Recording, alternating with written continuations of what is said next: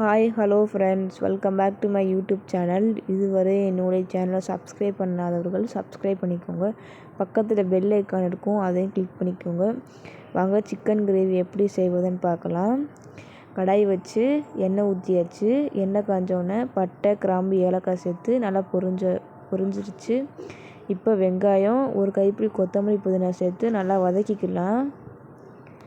நல்லா கண்ணாடி பதத்துக்கு நல்லா வதக்கிய பிறகு தக்காளி சேர்த்துக்கலாம். நல்லா கலந்து விட்டுக்கலாம்.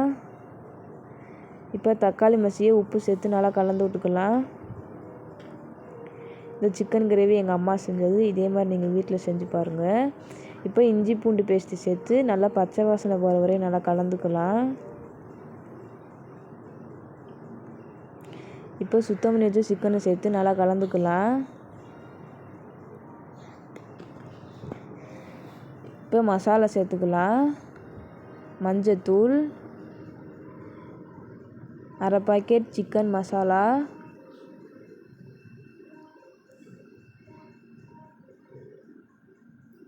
மிளகாய்த்தூள்,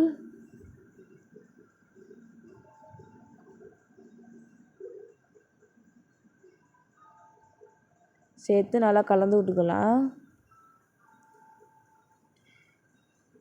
இப்போ அடி பிடிக்காமல் இருக்க கொஞ்சமாக தண்ணி ஊற்றி நல்லா கலந்துக்கலாம்.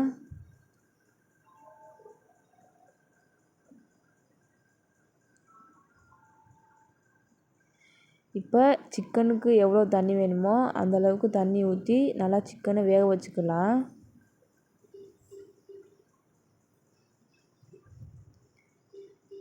நல்லா கலந்தாச்சு.